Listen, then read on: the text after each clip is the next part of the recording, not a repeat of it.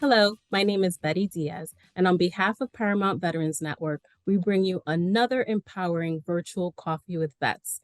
Today, we welcome Paramount Plus's SEAL team, Toni Trucks, who plays the fierce Lisa Davis, and Neil Brown Jr., who plays the integrous Ray Perry. They are also ambassadors for Paramount VetNet. We thank them so much for all that they do for the military and veteran community. Today's session will be moderated by Paramount Veterans Network's Kawanda Smith, a Navy veteran and human resources data management expert. And today's conversation will cover Black History Month, resiliency, SEAL team, and community engagement. Thank you for joining us. Please welcome Kawanda, Toni, and Neil. Thank you for that, Betty. And thank you for joining us today, Toni and Neil. We are so excited to speak to you both. As we celebrate Black History Month, of what accomplishments are you most proud? Let's start with you, Toni. I feel most proud right in this moment to be able to portray a woman of color in the military on television, because I don't feel like those stories are told as often. We kind of get that like more middle America, good old boy, in a pinch. And so I feel so proud to be responsible for those stories, especially for women that are breaking down barriers and successful. Yes, I totally agree. It's so encouraging to see you doing that and kind of hearing your voice. Same question for you, Neil. What are you most proud? Oh, I'm just proud to be able to work with Toni Trucks. Don't listen to him. Like, how could you not be proud and happy to work with Miss Toni Trucks, TT as we call her on Oh my set. God. For those of us who love her. That's my girl. I am happy that what we've accomplished. It's such a multifaceted question, but to be succinct with it, just one of the things is being able to do this show for seven seasons, which is a very rare thing. And we started out with 22, we've got over 100 episodes in in an era where it's not frequent. And oftentimes to get to that number, you have to do a lot of the shinier things or the current events of the things that are of the now, and that's not what we do. We just tell these stories about this community and these folks and the people like the character that Toni plays, Davis, it's a very underserviced side of our community, oftentimes, not just from the culturally, but as a woman, and we do that well without putting a bunch of wrapping paper on it. We do cool things, but we withstood the test of time by just being authentic to this community and the people that serve us. And so I'm extremely proud to be able to do 7 seasons of that and not having to really compromise the stories or the hard truths and the realities of special operations and all those that work within and their families. Yes, that is definitely something to celebrate, like you said, in this business. So, Neil, you've worked with some of the best and brightest in the industry for nearly 25 years. What were you able to soak in from the likes of Denzel, Bernie Mac, and even the wonderful Issa Rae? It's a marathon, not a sprint. Mm-hmm. You have to know when to kick and when to coast. They all, even if they didn't know the nuggets that they were dropping, they all had something to teach. That's the way I try to live my life. It's definitely the way I live my art, is that there's something to learn, good, bad, or indifferent from every from every job, from every moment, from every instance, even if you're learning what not to do. But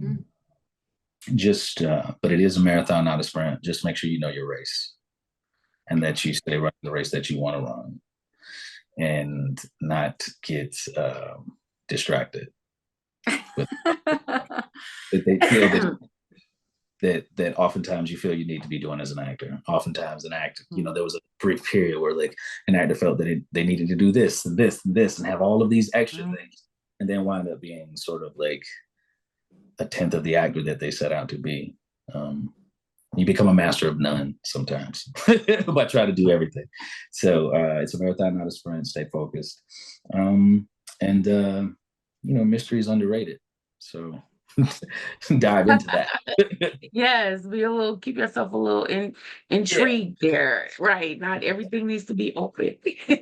Yes. Toni, your start in TV came via the woman lead role of Terry in the TV series Barbershop. How did it feel to be attached to a Black American classic franchise? Good. So good. I was so thrilled. And, Showtime was kind of kicking off their TV shows at that time. And I was so excited to be tied to such a beloved franchise, and also having the founding members of that be a part of it. It was produced by Cube Vision. And so we were, had ties with those guys and were in connection with them. It was a lovely way to enter into television, because I felt like I was sort of like, the fan base came with it. Then we just kind of had to keep them. Right. Yeah, some big shoes to fill, because we have some quotables that are just still oh my God. to this day. Right.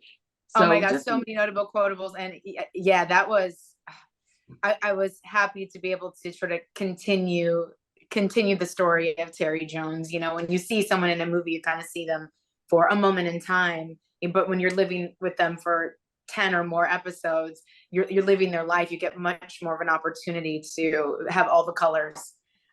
So I loved it. I loved it so much, and got introduced to some really wonderful actors and directors that I'm still in connection with today.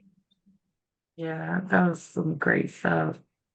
Neil, so your dad is a Marine Corps veteran.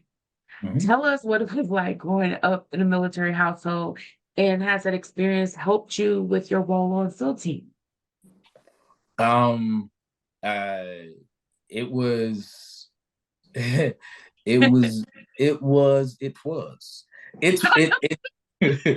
was by the numbers, a lot of it. But my dad was he came up during a time where it was really rough for people like him that looked like him, and he managed to be able to impart a lot of lessons on me that were by the numbers, but he also gave me a lot of space to grow and to develop. And although it was strict and firm, it also was covered in velvet, if that makes sense. So my father, he's my hero, and I essentially play a version of him on the show. His sort of no nonsense sense of duty, mostly trying to always do the right thing, no matter the collateral damage that may happen from it. Oftentimes, no good deed goes unpunished. So it was. I got a very all my uncles, everybody was in the military. Aunts, everyone. So I come from a massive military background. Is where I was going. So it gave me a good look into, what sacrifice meant, especially when, my father decided to join and fight for a country that didn't necessarily want to fight for him at the time. So it was, I'm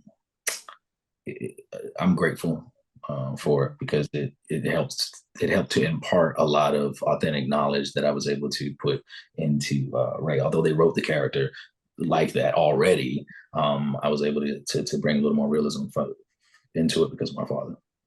Yeah, so some kind of big shoes to fill, and it sounds like you just came from some tough love. Like, it was structure, but you still felt love, which is always important. My dad loved my dad. Yeah, he's everybody was afraid of, because he's like 6'2", 265. Like, growing, he's just a big Marine that didn't smile. Marine smile, right? But he's a teddy bear. I mean, he was strict. Don't tell me he got on my butt. He did. It's the South, so I caught. And I had a mouth. And I like to get into trouble. I mean, I don't know if you can tell, but I got in trouble, and he had to put something on my and I died. And that's what it was. But he also gave me all these lessons. My dad would teach he would speak parables, man, and like he just had so much knowledge beyond what his actual learning was, because he was only allowed to go to the 8th grade, and then my grandpa would put him out of school, and just put him in the cotton fields, because he made more money. That my granddad was real hard. Both my granddads was rough, but so for his lack of schooling, the knowledge of education, I mean, the guy was. He was smarter than a lot of the scholars a lot of my professors. You know what I'm saying? Like my dad's, he's a That world knowledge, definitely.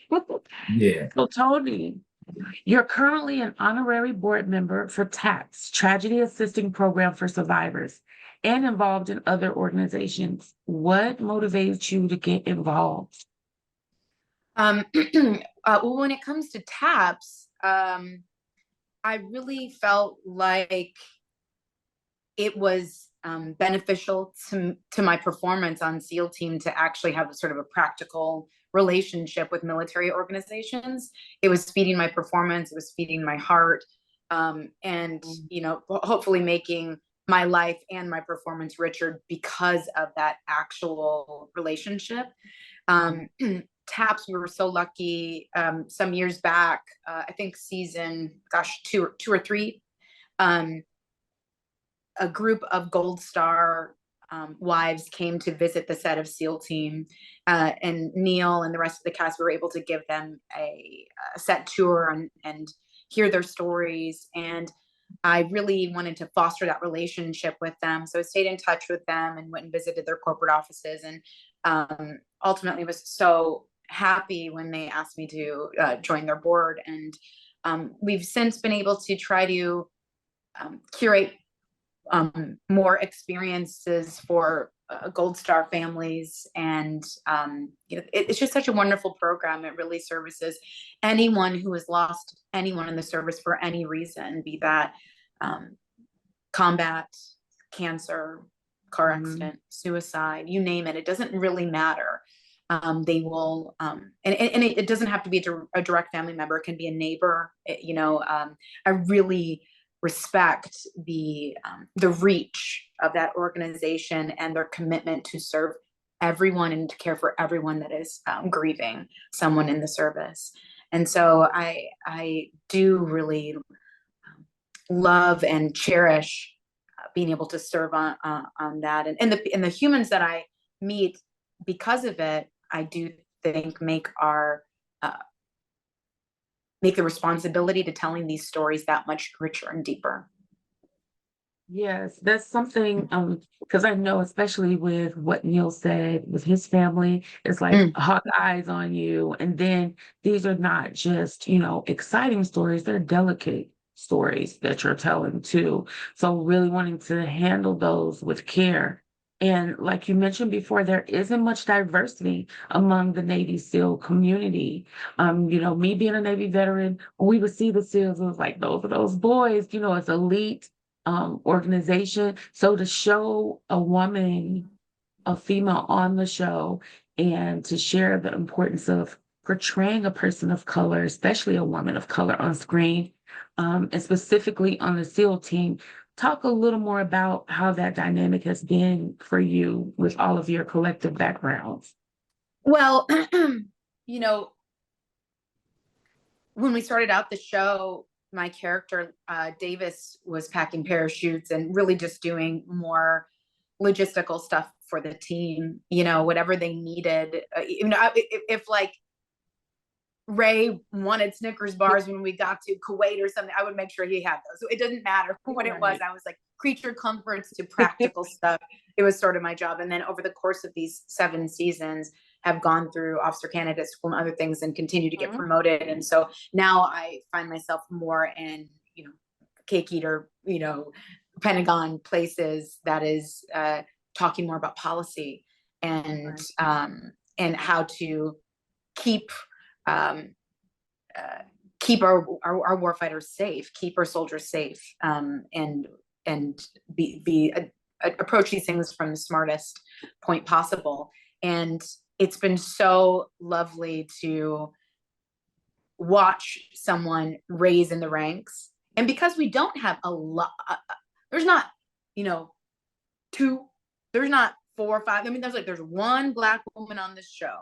And so there's been times when I've been very sensitive about when my storyline has her failing or struggling, Right. you know, and I've gone to our wonderful writers and been like, how long is this going to go on? Because I don't want her to fail too long. You only have one.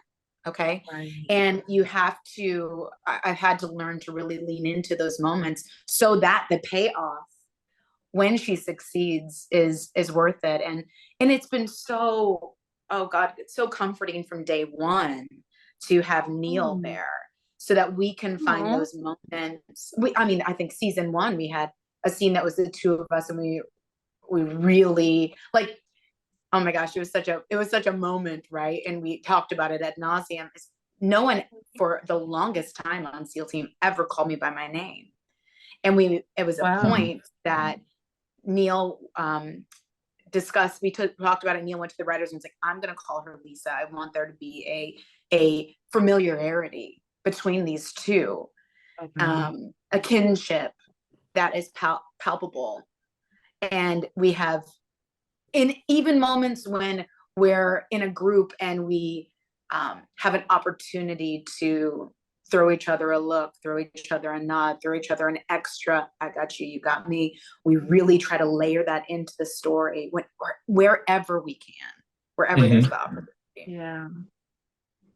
So yeah, we try to take care of these people, because it's true, we don't see these stories as often or as readily, I don't think, in film and in television. And when Neil and I have gone into these spaces on real bases, with real soldiers and active duty people, personnel, what doesn't matter, we want to be sure that those stories feel cared for and highlighted. Right. Absolutely. Did you Is it my have your turn? perspective? I got Sorry, caught Neil. up. I was listening to Toni. I'm like, she's saying everything that I want to. She said it. In terms of the diversity on the teams, Yes, diversity amongst all special operations, as much as it tries to keep up with United States demographics, it's still it has been historically a little bit behind for any special operations. And but we also got to remember, like the military, some of the, some branches like the Army, so the first people to really integrate, right? And it just takes time.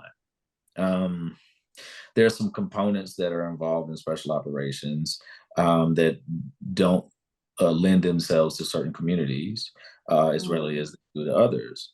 And so therefore, oftentimes there's a disadvantage. And it's not like you're running around trying to recruit SEALs, right?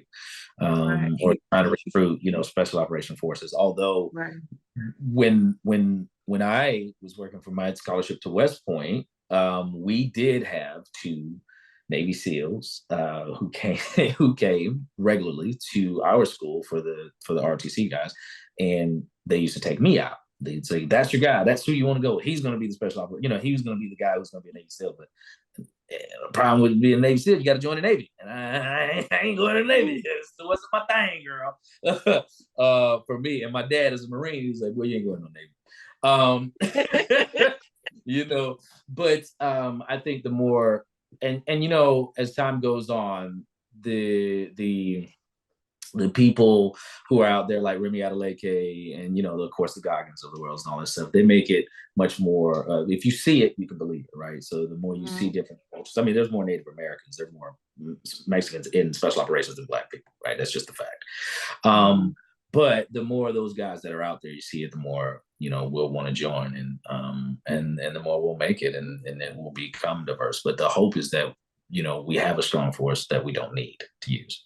But I think, to Toni's point, the much more for me, the much more interesting thing about the diversity at all is in the fact of having a very strong woman like her the character that she plays and herself playing the character, being in this space of a very dude heavy environment, and more than holding her own, thriving.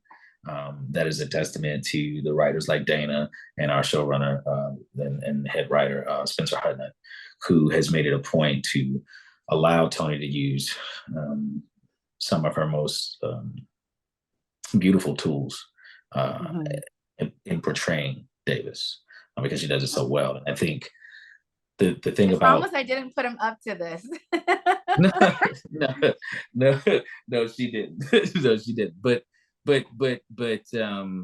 it seriously, it is the when it comes to the diversity, and of course the thing of it is it's just the men are everywhere. Where we are everywhere. Right. The bigger point right now is to show sort of the represent sort of like the women that are in there, because there are women in special operations. They may not be in the SEAL, but CAG, like they're around, and we don't, and it's not very well known, and that may be, there's reasons for that, right? But right.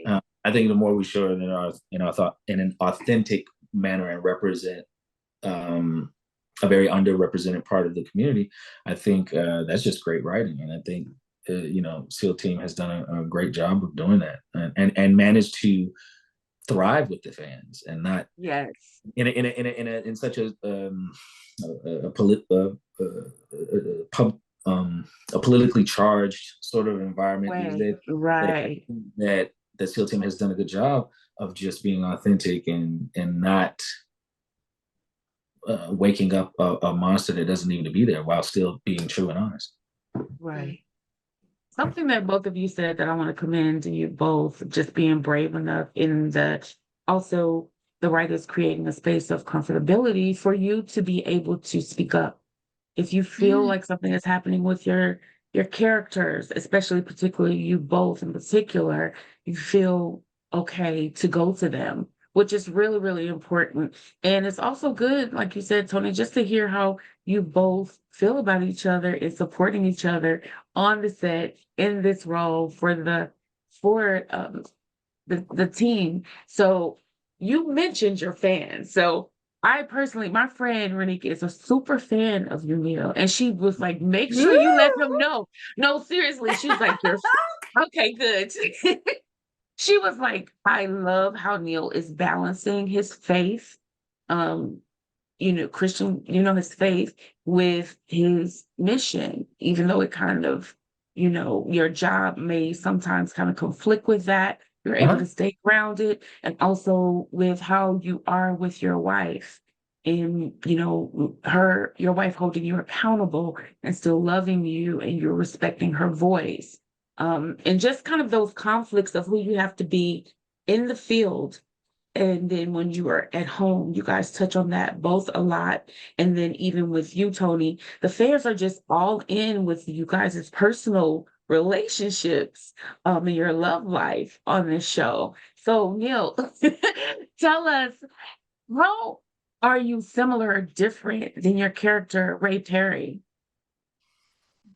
Ray Perry is a far better man than I'll ever be. I mean, he's a character written, right? Right. I would strive to be, it's easy to be that way for an hour a week, an hour an episode, and make those decisions that are sort of, written for you. But I think ultimately he makes the right choice. He makes a lot of better choices than I did, especially as a young man.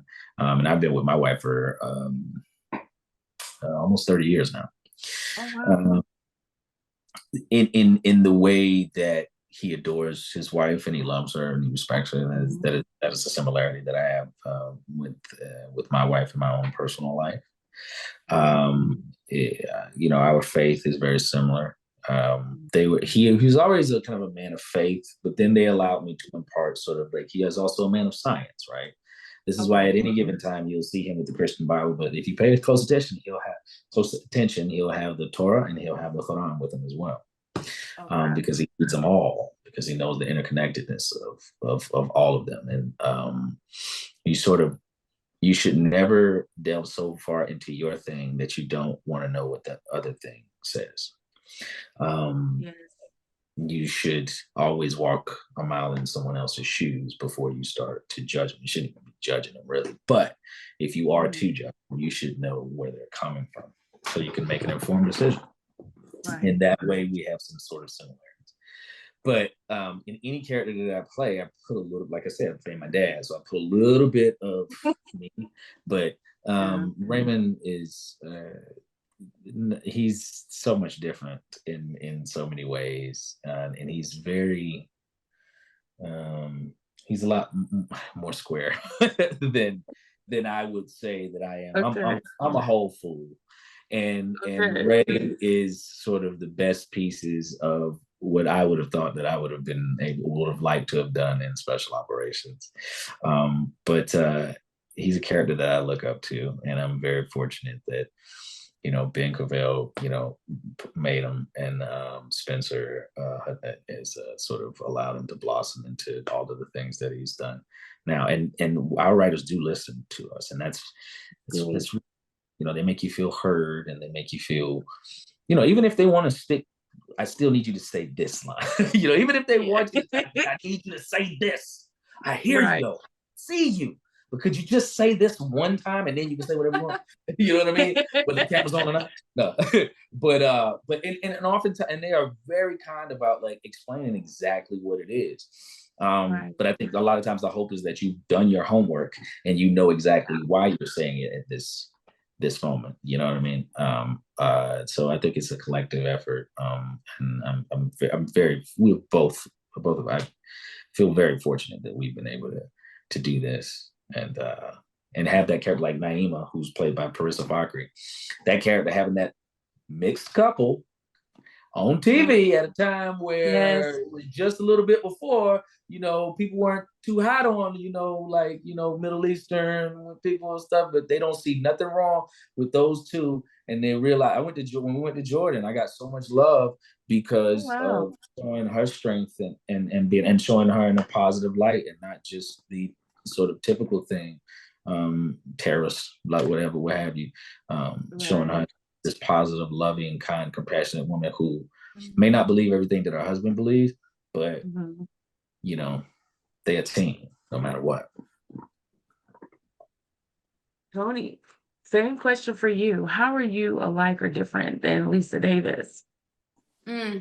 Well, as Neil was talking, I was thinking, Davis is probably a bit more square and tunnel visioned than I am. I feel like I'm a bit more. Whenever I see people in the street that are like, "Are you?" They kind of. I'm a much more smiley person in real life than Davis. I come from theater and I'm just much more animated, and so I get like that. Do you teach at my kids' school? Like, I know your face, but like you're smiling, and I'm confused now. But I think that Davis and I are similar in that, very, very driven, and you kind of have the eye on the prize, but she is rigid and insatiable in her appetite for ascent, and, just like keep getting up that ladder to the top, and relentless in trying to make an impact. She's also so, God, some would argue loyal to a fault, if that's a thing, but she is willing to, at times compromise her own moral compass for what she considers to be her family, what is her man-made family. And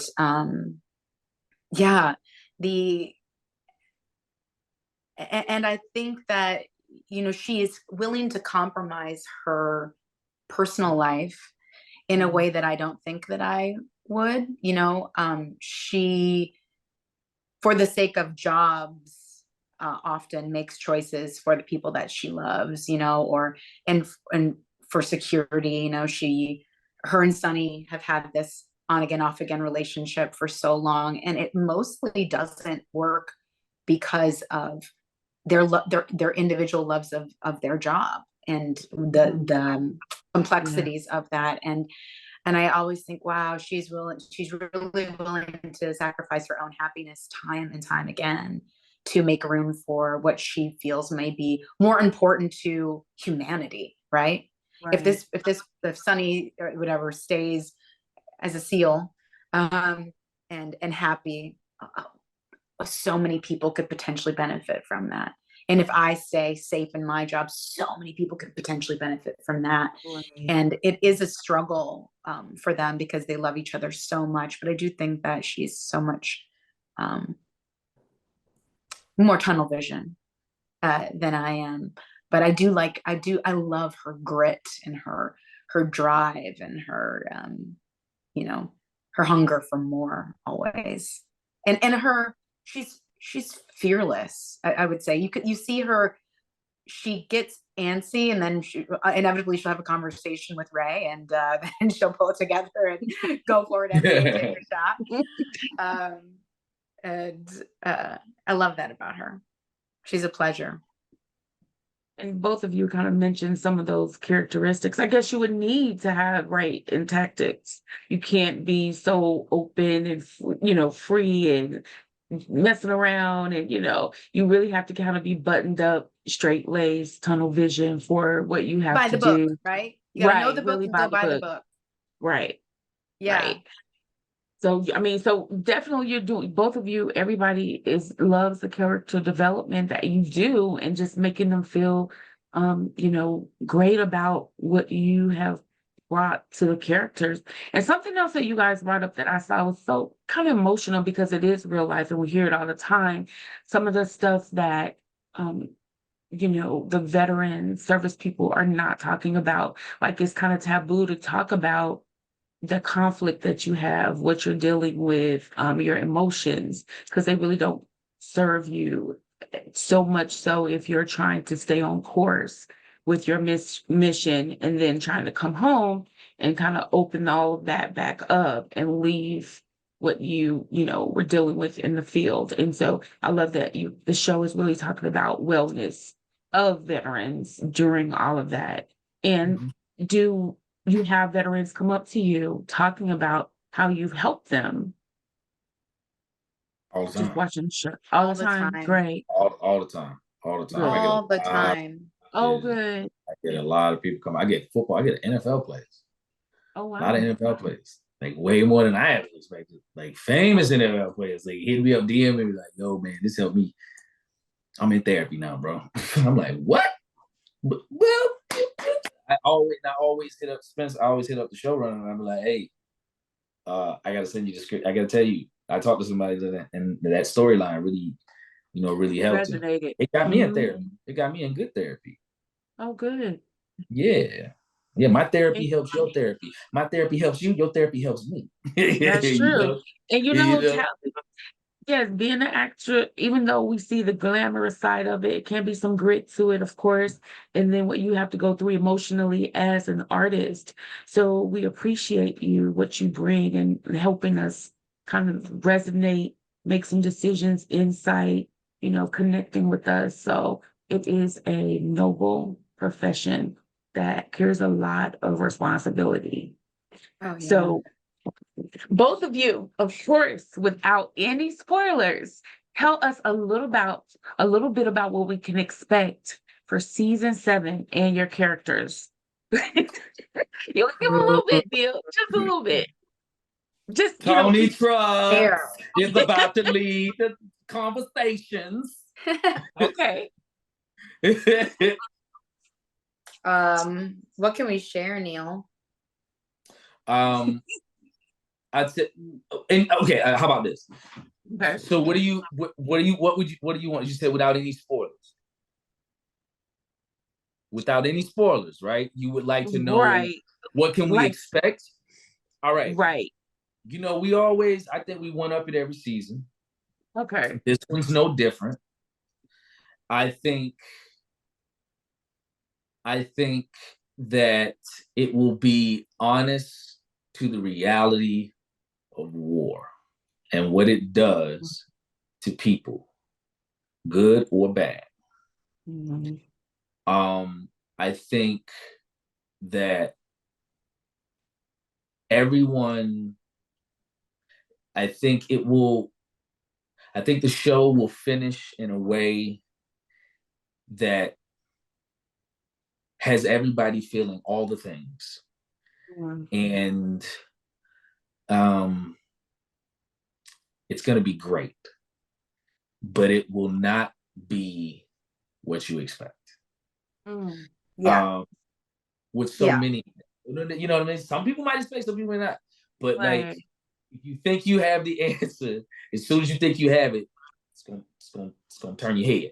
So I think it's exciting. I think it's honest. I think it's authentic, and I think it will be on brand with what the show has done, in terms of showing the reality of what war does to the war fighters, their families, and the periphery around them. You know what I mean? That's what that's my take on it. And I know how it all goes, and I've studied it over and over again, and it's a lot, man. It's a lot. Oh, wow. Yeah. I think the show will continue, which it has done before, but as Neil said, you know, we go deeper every year. Continue asking hard questions about all aspects of service and war. You know what I mean? There's the element of where we're doing good, the futility of it, mistakes that can be made, all the places, little cracks that reaches, and also touch upon the way we're right now, you know, in media, in film, in every aspect of our life. Honestly, we're talking about how technology is changing the landscape of everything, of media, of everything, right? And I think we'll start to we will dig deeper into how those landscapes are changing for warfighting as well, and the benefits of that, and also how that potentially affects positively, negatively people that are in the field. You know, so it's it's gonna go there in a really wonderful way. I'm gonna be sad to see it end. Excited. Okay. The final evolution, baby. The final evolution of the training. So we're gonna start seeing some spaceships and okay. But it's good to be touching on that. I still didn't get to fly a plane, man. I wanted to fly a plane. Whatever. All I wanted all this time was just to jump out of a plane. Oh wow. I just wanted to be on one of those scenes. Might fly one this time. No, yeah, I really did. Well, I remember when we first started, we were talking to one of our producers, and the character my character is based on a real person that was closely attached to a SEAL team, a tier 1 team. And they said, if we needed her, we threw her on her back and we jumped out of the plane. You know what I mean? Like, she was valuable to us. Wow. We wanted her with us. And I was like, please write this in, you know. Let me you did not want that to. Until she got to put on that doggone thing, man. That thing, whenever I have to cinch that on and then figure out where to put my rifle and then figure out where to put my pack and all this, man, we walking around like this. And then the mask, and then the extra mask, and then the helmet. And then on the backpack. I'm the backpack. Then the backpack, and then the pack, then the parachute. Oh my God. And then all the meters and stuff just to jump out of a fake plane. I know, but to say no, it's fake. We're not doing it. We're not doing it. Exactly. Our jumpers though, our actual like one time I think we used the Red Bull team.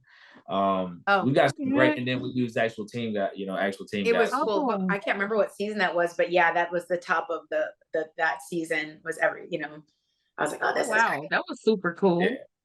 Yeah, it was neat. The show is great at using like special operators. Like anytime you watch a show, it's a special operator in the scene. 100%. Oh, cool.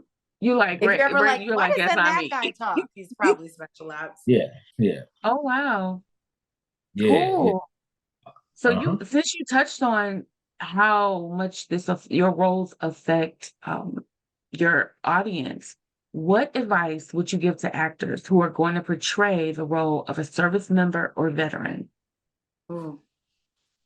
My humble advice would be to, what would serve me the most is to engage with that community. Don't, act, what I always say, with just act, right? But I think, if you can draw on experiences, be in touch. It's a living, breathing thing for us. And so there's a responsibility there.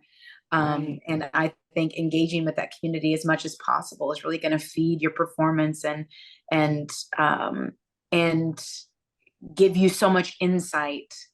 The stories we tell are only a part of the whole of what is really going on, which is why I know Neil and I both feel like that relationship with the writers is so lovely. There's things that we have experienced in real life that we can go and say, is there a way to introduce this nod to this thing, that is actually happening on basis. So I would say, like, engage with the community, do your homework, and have those experiences as much as possible.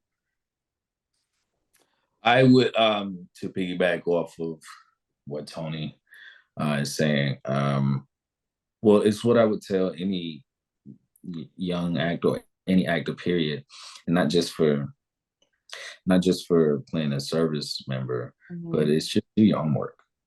Like, read, study, engage. If you have the opportunity to engage with people in the military or be in an environment where more than one, because you might just get the one dude in the tent, that's in the military, and he crazy, and he wasn't the one. That he actually was an E7, E6, and then he got demoted to an E2, and that's who you talk to. You don't, especially if you're going to play an officer, right? But with that being said, so try to engage, but also remember that no matter how old you are, you have that many years of experience in life, and all of that stuff is unique to you. It's your stuff. It's yours. It's not anyone else's. Some people may have the similar experiences, but they handle them differently because the experiences that led up to that moment are yours and unique. And so to disregard all that stuff is foolish. That stuff you can pull into the work, and you can color it by having an engagement with the military and seeing, like, what is duty, what is sacrifice, what are the fundamental things that affect these people so much. You can often find a lot by people by like where their pain comes from, right? And then once you know that, then you know the reality of like the difficulties, not just the cool part, quote unquote cool part, right? So I would tell them to study like your life depends on it, because we have people just don't want to know their work. People just don't want to put in like an insane amount of work, and oftentimes they want something for nothing. They think you can do this much and just wing it, and that's a disservice to the people that you're portraying. So make sure you feel very comfortable in this, that you could show up tomorrow on base and won't nobody say nothing to you. You know what I'm saying? They're like, oh yeah, let's just E4, just walking through. You know what I mean? Like, Right. He obviously make sure you know how to mark, make sure you just know about it, and you look like you know where you're going. Like, make it so you can do that. Make it so you can wear that skin, and they wouldn't think twice about it. And then you can find nuance and authentically play and do some of the different things. But read, study, watch film, watch tape. I said tape. It's video now, right, T? It's not, ain't no tape. Anytime I say I'm taping an audition, I'm like, I'm not taping an audition, man. God, I'm old. But yeah, do that. Definitely engage. And make sure you feel very comfortable with it and know it backwards and forward, just like with any audition. Yeah, that's definitely some good jewels. And definitely you guys have us believing you are your character. So you've done that well. I'm sure people do that too. They like, Lisa, Ray, what y'all walking up to you, you're like, it's just a show.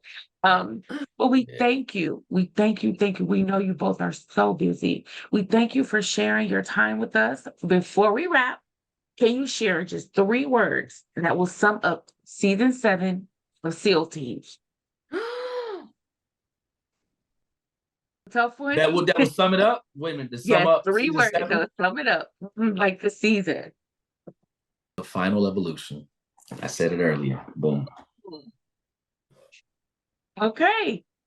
I was gonna say you ain't ready, but the final evolution is just good. Go ahead, TT. Oh God, I mean, you did it. I feel like you did it. How am I supposed to beat the final evolution? Oh gosh, 3 words. Her brothers come back and beat up Sonny Quentin. I'm just messing around. It can be 3 different. They don't have to connect. It can be 3 different words. It could be whatever you want it to be. Like hide and seek.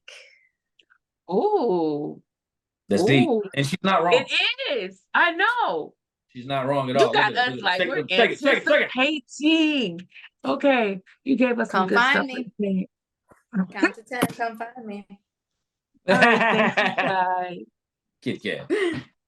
Wanda, thank you so much for your thoughtful Thank you. questions. Like, I am like trying not to fan out. I love you guys. Oh my gosh, we're